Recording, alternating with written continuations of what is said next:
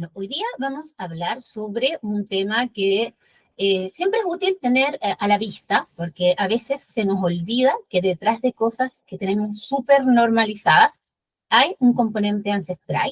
Esta semana he trabajado mucho con esto de cuál es la responsabilidad de los padres respecto de la sanación de sus hijos, cómo se representa a nivel físico, emocional, mental en nuestros hijos conflictos transgeneracionales y cómo somos nosotros los responsables de portar con ese peso o con esa carga, porque ellos no lo pueden hacer por sí mismos y no vamos a esperar que sean adultos y paguen sus propias terapias si podemos hacer algo aquí, ahora, en el presente.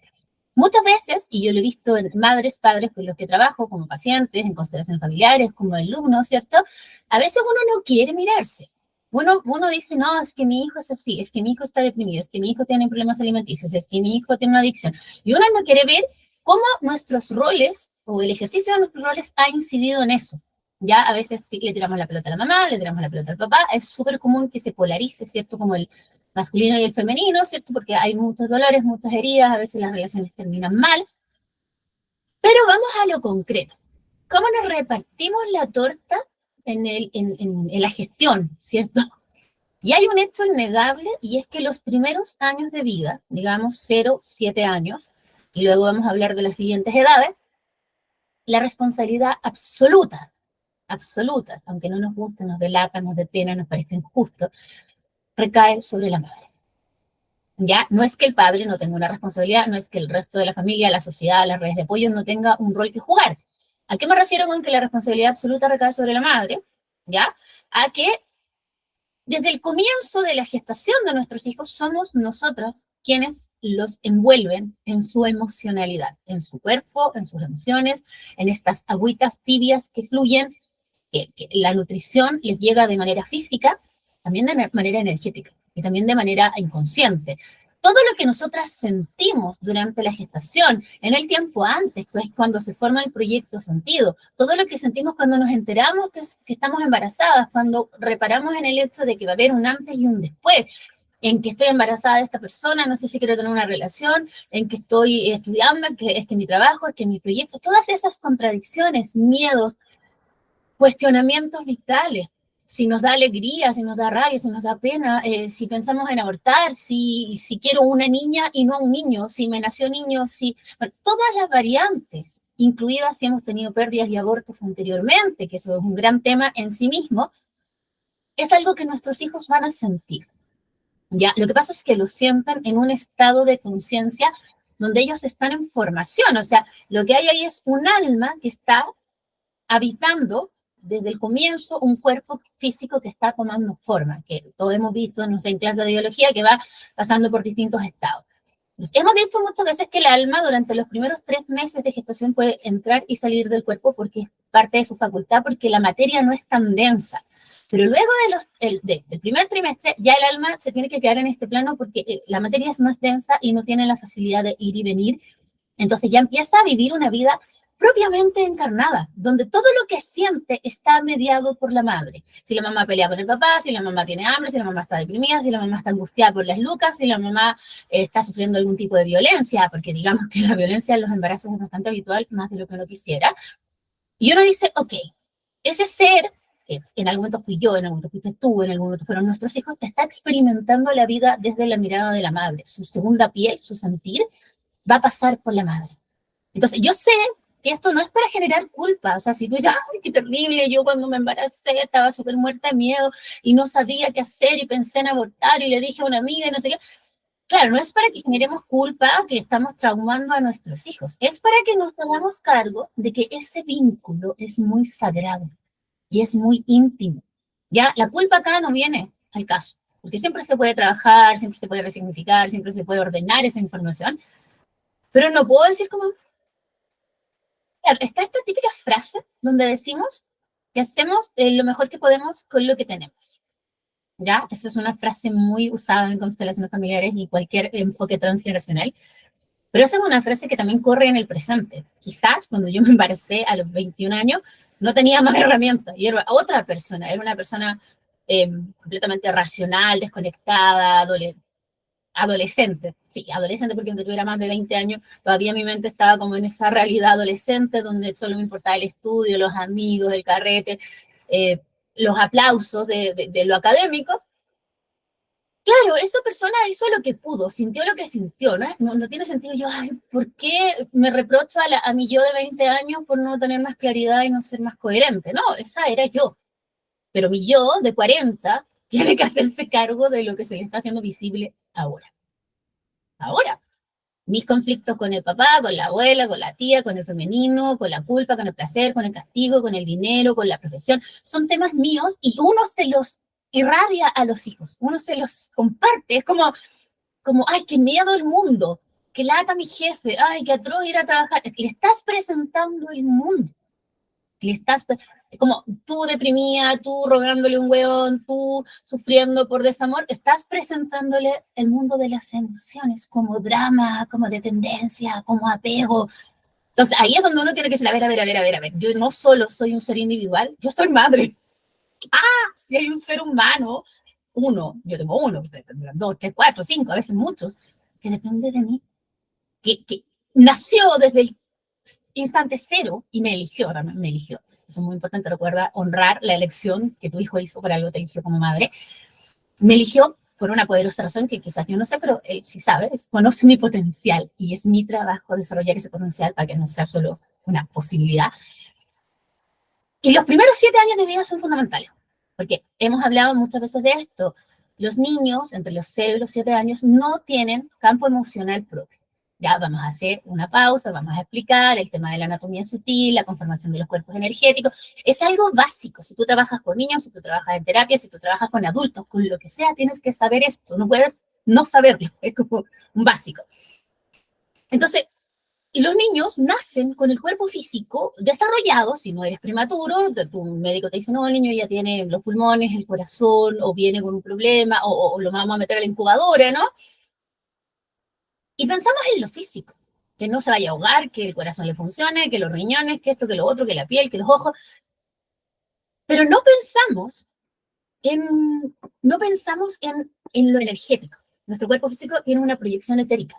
Y esas conexiones, que son las que en distintas paradigmas se llaman chakras, nadis, meridianos, póngale el nombre que usted quiera, esas conexiones son energéticas. Entonces, eso está en proceso de formación, porque esas conexiones se forman en respuesta a la interacción del cuerpo y la conciencia con esta vida encarnada. Entonces, un ser que tiene 0 días de vida, no ha interactuado con la luz, con el sonido, con los colores, con las texturas, con el hambre, con el frío, lo que implica tener un cuerpo físico. Entonces, el cuerpo etérico, que es el cuerpo de la conciencia, que es una plantilla idéntica al cuerpo físico, se forma en esos primeros 7 años de vida. Y ahí también van quedando conciencia, una conciencia a veces dolorosa y distorsionada de la vida porque hemos tenido infancias difíciles. Ojo, si pasaste hambre, frío, abandono, maltrato, violencia, abuso, eso quedó en tu campo etérico. Entonces también ahí, como terapeutas, tenemos que saber trabajar con estos distintos niveles. Como no hay campo etérico, el campo emocional que se asienta sobre el campo etérico no se puede desarrollar. No puedo construir el segundo piso porque el primero todavía está en proceso. Entonces, ¿qué pasa? Que en esos primeros 7 años de vida yo vivo a través del campo emocional de mi mamá. Con sus conflictos, con sus miedos, con sus temores, con su amor y con su sabiduría también. No quiero que veamos esto solo como un problema, así como que, ay, le transmití todos mis conflictos a mi hija. Oye, si yo no solo soy una persona sufriente y desastrosa también, algo bueno le habremos transmitido en esos primeros 7 años de vida, tu aprendizaje, tu ternura, tus contradicciones. Ojo, si como madres no estamos obligadas a ser perfectas. Ahora, entenderás que las emociones de la madre se ven mucho más desequilibradas o exacerbadas si el padre no está presente, si no hay suficiente dinero, si tiene que volver a trabajar cuando el bebé tiene 3 meses, si tiene que dejarlo en una sala cuna, si el hijo se enferma, si no tengo dónde vivir, no tengo para comer. Obviamente el campo emocional de la mamá va a estar así y la sensación de ese niño o niña que está creciendo va a ser de que la vida es un lugar muy inseguro. Acuérdate que tú como madre, como mujer, madre, tienes la obligación y tienes el deber, porque es una cosa que no podemos evadir, ya aunque tú hubieras dado en adopción a un hijo, por ejemplo, que esos primeros 7 años la conexión es como irreversible. Entonces, la que le está dando la visión de seguridad, de pertenencia, de raíz, de merecimiento, de autoestima, de autocuidado, de nutrición, de alimentación, de solidez, eres tú. O sea, uno entra, si yo pienso, Yo a los 22, a los 23, a los 24, a los 25, a los 26, a los 27, a los 28. Y claro, yo a esa edad no sentía que el mundo fuera un lugar amable, no sentía que yo fuera capaz de sostenerme por mí misma, me sentía súper víctima porque efectivamente yo viví un proceso de separación y sufrí bastante violencia en ese proceso. Violencia de Estado, violencia de género, violencia por las instituciones, violencia, exigencias de todo tipo, pero también fui feliz. También construí mi hogar, también encontré mis herramientas para ganarme la vida, también terminé mi carrera, también me enamoré, también me sentí a gusto conmigo misma. No solo transmití cosas difíciles, pero sin duda algo de ese esfuerzo se me pasó. Entonces, cuando uno dice, ¿por qué mi hijo es tan inseguro? ¿Por qué mi hijo no confía en la vida? ¿Por qué mi hijo no tiene raíz? ¿Por qué mi hijo le tiene miedo a todo? Entonces, cuando los niños cumplen 7 años, empieza el segundo septenio, el desarrollo ya del mapa emocional, y las mamás decimos, pero es que mi hijo cambió tanto.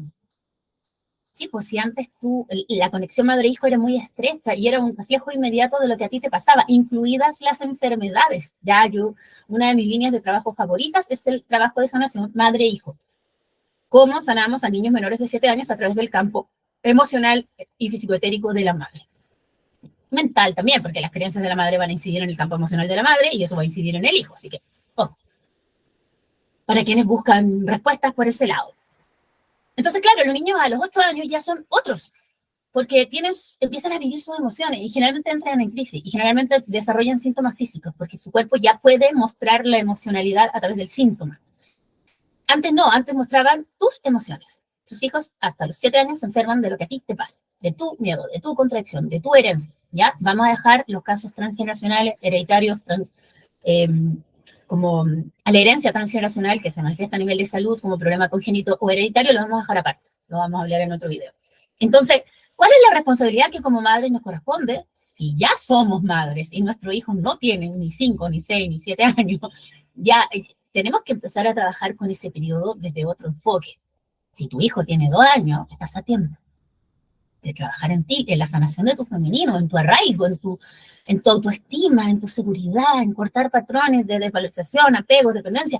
No vas a esperar que el día de mañana esa niña tenga 15 años y se vea envuelta en una relación tóxica para darte cuenta que quizás yo no hice la pega cuando tenía que ser. Ahora, si tú ya tienes un hijo de 15 años con problemas de autoestima y merecimiento, igual te toca trabajarlo. Igual, quizás la conexión emocional y esta conexión energética ya no es tan fuerte porque tiene 15 años, ¿no? Está en otro campo, en el desarrollo de su campo mental, pero tú puedes hacer terapia, tú puedes constelar, tú puedes trabajar tus patrones de linaje femenino, masculino, puedes sanar memorias gestacionales, puedes trabajar el proyecto sentido que le diste a tu hijo o hija. O sea, no hay excusa. Yo creo que la única excusa que hay es que no conocemos quizás las opciones disponibles en el mercado para sanar el femenino, el masculino, la incoherencia entre una cosa y otra, las memorias, los traumas. ¿Y te fijas que esto no se resuelve con culpa? ¿Te fijas que esto no se resuelve diciendo, ay, es que yo ya le dije todo? ¿Qué hace un niño chico con información? ¿Qué hace? ¿Qué hace un niño chico con información? Nada. Mira, mi amor, te cuento que yo cuando te estaba esperando pensé N veces en abortarte. ¿Qué hace un niño de 5 años con esa información? Un niño de 10 años. No tiene dónde meter, no hay un contexto mental para alojar esa información. Entonces, dar información también puede ser súper absurdo, innecesario, porque esa información hay que resignificarla. Tú, al resignificarla, tú le dices, yo tenía mucho miedo, no sabía cómo enfrentar la vida, y finalmente decidí tenerte porque me armé de valor, porque me sentía apoyada por tu abuela, por tu papá, porque confié en mis capacidades, y aquí estamos. La vida lo logró, la vida se abrió paso. ¿Qué sacas tú con decirle a un hijo que antes de él perdió un hermano o tuviste un aborto? Claro, se lo puedes decir a una edad en que ese hijo tenga herramientas y te diga, o sea que no soy el mayor, o sea que antes de mí había otro. Y eso tu hijo ya lo sabe porque compartió el útero con su hermano muerto. Recuerda siempre, las almas que se pierden o se abortan sobre los 3 meses o abortos antes de los 3 meses, vuelven al útero materno. Cualquier hijo, incluidos nosotros, que nazca en ese útero con posterioridad al aborto o la pérdida, va a compartir la lealtad y la pulsión de muerte hacia el hermano que no pudo tomar la vida. Pues también trabaja con eso. Restitución de pérdidas, abortos, sanación de útero, limpieza, corte de parasitajes, o sea, sorry, hay que hacer la pega. Si trajimos un ser al mundo, le estamos dando un regalo al mundo, le vaya a dar un regalo charcha, dañado. No, le vas a dar un regalo donde tú vas a poner lo mejor de ti. Y lo mejor de ti no es cruzarte de brazos y decir, ay, es que yo no, ay, que no sé qué, es que yo ya le dije, que no, es que yo no sé cómo hacerlo. Trabaja, trabaja, trabaja, trabaja, trabajo. Parezco como esa señora que salía en la publicidad electoral y decía, trabajo, trabajo, trabajo. Sí, trabajo. Cada día me hago cargo, me reconozco, no puedo culpar a un cabritico. Si el cabritico no pidió nacer, si la decisión de tener o no tener hijos es tuya. Bueno, hay un tema ahí también con la legislación, que podríamos facilitar el acceso a ciertos métodos anticonceptivos, al aborto, bueno, a procedimientos quirúrgicos, pero eso, mientras tanto, ya es así, o sea, se pelea por la vía, qué sé yo, de la reivindicación de derechos reproductivos, pero no se excusa para decir, no, es que en mi época no estaba prohibido el aborto, por eso yo ahora me hago cargo, porque yo hubiera abortado. Bueno, pero ya no fue, ya tienes un hijo. Y el problema de la gente que se excusa es que no tiene un hijo, tiene 2, 3, 4, 5. Entonces es como, amiga, ¿no le quedó claro a la primera que usted no tenía vocación de madre de verdad? Porque si no era lo suyo. Entonces, de repente yo conozco muchas mujeres que les han sido arrebatados sus hijos porque no tenían las condiciones emocionales, materiales, porque hubo violencia, porque el sistema sí es profundamente machista y patriarcal, pero ya, te pasa una vez, te pasa 2 veces, te pasa 3 veces, te pasa 4 veces. Yo conozco mujeres que les han quitado 4 hijos y con esto no estoy haciendo un juicio, estoy diciendo algo pasa ahí, amiga, algo pasa, ¿no? Porque trajiste 4 hijos al mundo, a veces más, y los 4 hijos te han sido arrebatados. Por último, revisa si hay un patrón, una memoria que te está llevando a ese despojo, si hay un miedo, si el masculino ocupa mucho lugar y te está arrebatando el derecho a maternar, si en el fondo no quieres ser madre, hagámonos cargo. En verdad, porque es un tema muy delicado, porque estamos gestando y estamos entregándole al mundo seres sintientes, pensantes, amorosos, conectados, eso queremos, ¿ya? Entonces, yo sé que estos temas son difíciles, son dolorosos, son incómodos, yo sé que estos temas son quizás un poco como que nos ponen ahí el espejito, pero es que ¿quién más que tú va a hacer la pega? ¿Quién? ¿Quién más que tú va a hacer la pega? ¿Quién? ¿Tu mamá? No, pues si tú ya eres adulta, yo como adulta tengo que trabajar con mi memoria, con mi historia, sanar la relación con mi mamá, constelarla, ordenarla, resignificarla. Pero claro, yo soy una adulta, no puedo a los 40 años seguir culpando a mi mamá o a mi papá, ¿no? Y porque más que mal la historia ya fue como fue, y yo soy lo que soy gracias a eso y a mí me gusta la persona que yo soy.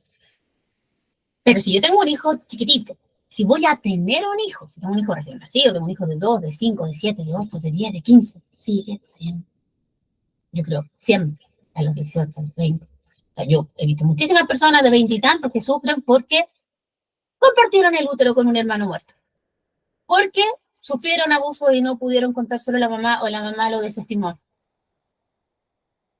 Y esas personas buscan ayuda porque ya tienen una conciencia, se hacen conscientes de su dolor, ¿cierto? Y trabajan o no quieren ser más víctimas de su historia familiar. Pero también una madre podría decir, ¿sabes qué? Yo permití que esto pasara. Y no hay un solo día de mi vida en que no me lo reproche. Pero no quiero vivir anclada a la culpa. Quiero hacerme cargo. Entonces voy a sanar. Voy a. Por último, le voy a pagar la terapia a mis hijos. Por último, ¿no? Porque lavarse las manos es bien fácil. Es un tema donde salen a relucir conceptos como la culpa, que no viene al caso, la culpa es un concepto judío-cristiano, que no viene al caso, lo que cuenta aquí es la responsabilidad. Tú siempre vas a ser la mamá de tus hijos. Y tú cuando ya eres adulto, ya no puedes seguir culpando a tu mamá tampoco, tienes que hacerte cargo de tu propia historia. ¿Ya? Entonces, vamos a tomar las herramientas. En el caso de la mamá, vamos a hablar de la mamá, en otro video vamos a hablar del papá. En el caso de la mamá, tú le transmites la visión de la vida, así, el hogar, el cuidado, el cariño, el cuerpo, la alimentación.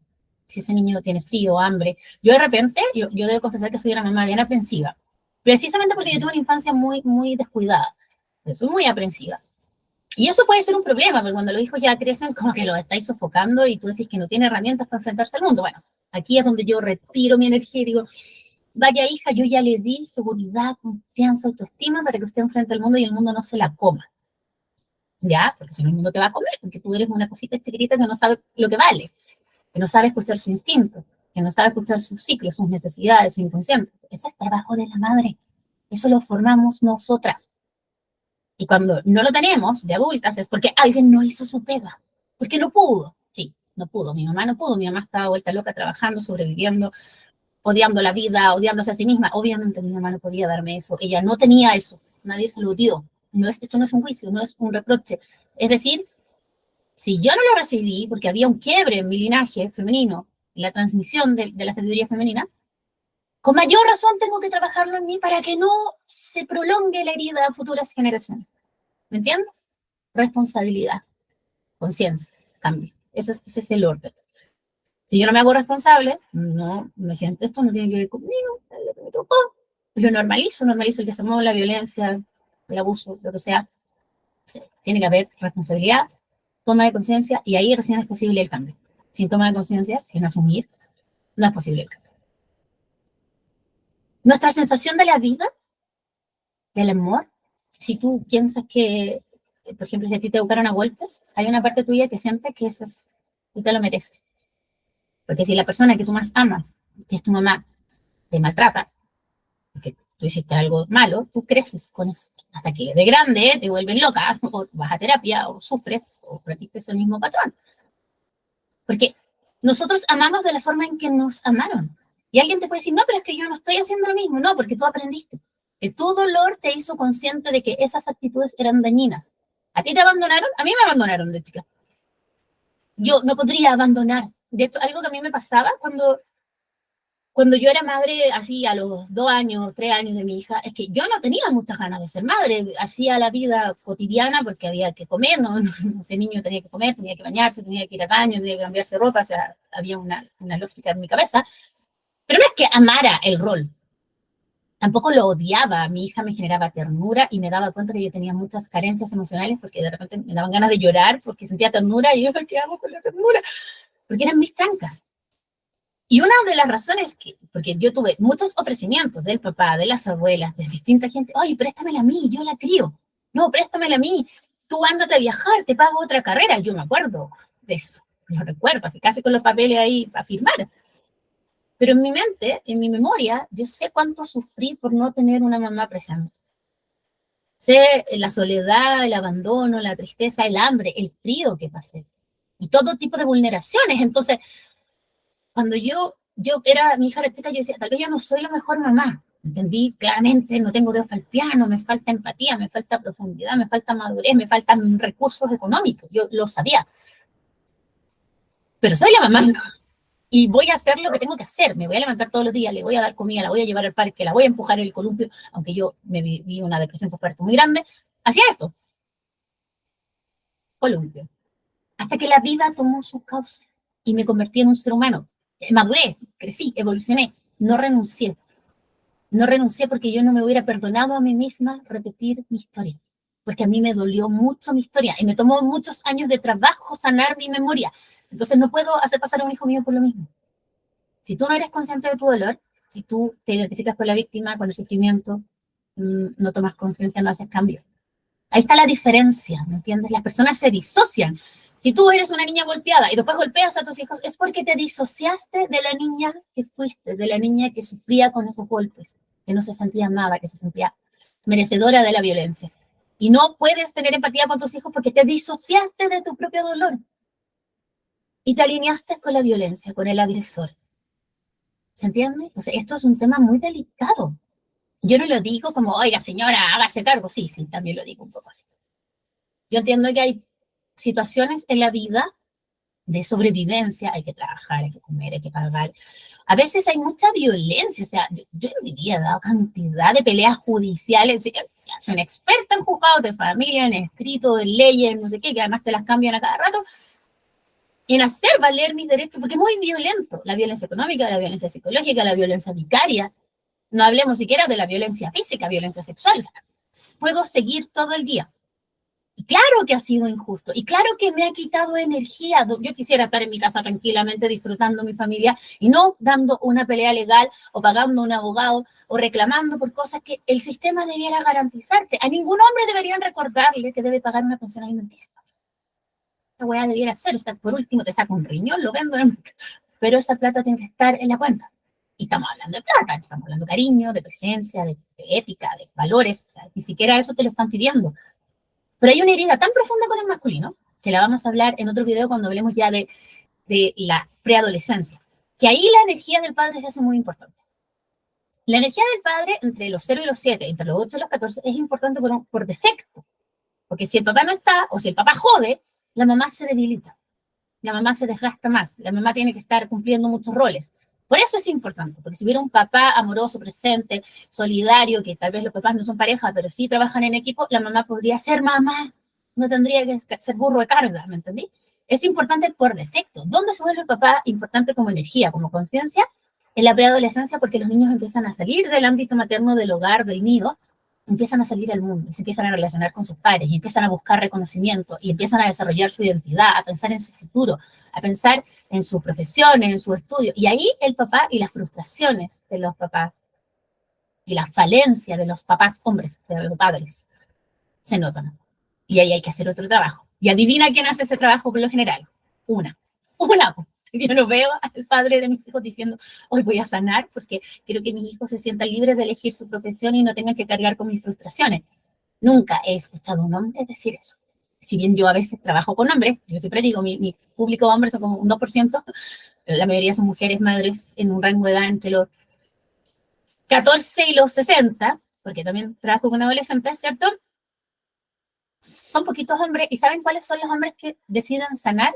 Yo lo he visto mucho, hijos enfermos con diagnósticos complejos, hijos con autismo, hijos dentro del espectro autista, que tienen tanto miedo, porque ellos también saben que tuvieron infancias difíciles y vivieron situaciones difíciles, de que el mundo los joda.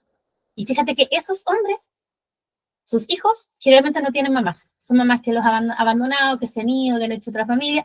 Son los únicos hombres que a partir del abandono materno han tomado a sus hijos y han dicho, bueno, lo siento. Y ahí como que yo empatizo, porque digo, bueno, es lo mismo. Y es muy doloroso criar sin un padre, sin una madre. Pero como madres tenemos potestad.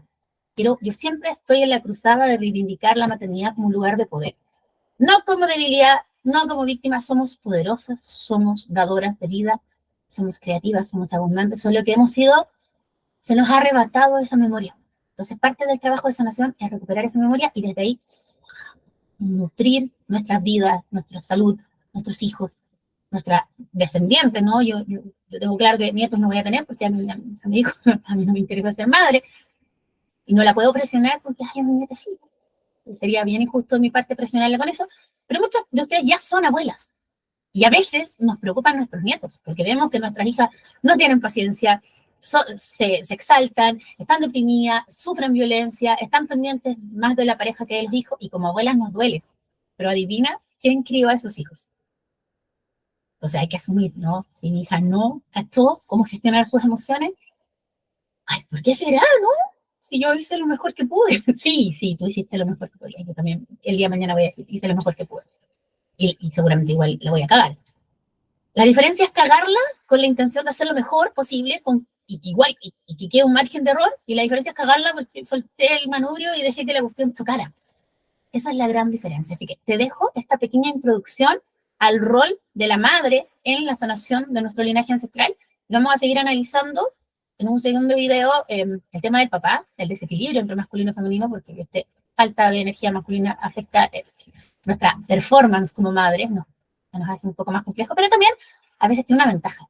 Yo aprendí de mi crianza que no tener un padre, que en su momento me dolía mucho, y era como, ay, ¿por qué no tengo un papá? ¿A quién le voy a entregar la tarjeta del día del padre? ¿Quién me va a llevar a mi boda? Como si yo quisiera casarme, que es un chiste, eso no está en mis planes. Y llegaba a tener pesadillas con eso cuando era adolescente, siendo que no estaba en mis planes, pero mi inconsciente decía que sí, que me faltaba algo, me faltaba esa protección, esa legalidad. Sin embargo, yo aprendí que eso que yo esperaba era un papá idealizado. Mi papá en la práctica era un adolescente mujeriego que se hubiera andado agarrando a mis amigas. Simpático como él solo, divertido, pero adolescente. O sea, mi papá no hubiera hecho esa performance de papá adulto, responsable, ético, intelectual, coherente. Ese no era mi papá. Entonces yo pasé mucho tiempo de mi vida sufriendo por un papá imaginario. Mi papá real es ese. Y hasta cierto punto, mejor que no estuvo. Hay muchas personas que lo mejor que nos pueden regalar es su ausencia. Porque de estar ahí hubiera generado una distorsión, un ruido, un desgaste, un conflicto. valores raros. A mí nadie me dijo qué pensar, cómo vestirme. O sea, me quedó como, yo lo veía antes como un vacío, ahora lo veo como libertad. Me encanta verlo resignificado, haber entendido que esa ausencia fue un gran regalo para la construcción de mi identidad, como a mí me gusta mi identidad, sin imposiciones, sin fundamentalismo, sin mente rígida, o sea, yo tuve una libertad absoluta y ahora lo entiendo, lo valoro y lo agradezco. Entonces también veámoslo por ese lado, no suframos por padres imaginarios o por madres imaginarias, es que mi mamá, si mi mamá hubiera querido, no, si tu mamá hubiera querido lo hubiera hecho, tu mamá no pudo, no le nació, no se le ocurrió, no estaba en su... O sea, a veces nos duele estas suposiciones, estas idealizaciones. Ojo con eso. Vamos a hablar también en otro video sobre enfermedades generacionales, congénitas, hereditarias, como lo quieras ver, a qué vienen los niños, por qué vienen con la enfermedad, qué podemos hacer como madres en esos casos, como abuelas también para quienes estén en esa situación, y cómo cortar patrones transgeneracionales a través de los padres para que eso no recaiga en tu descendencia.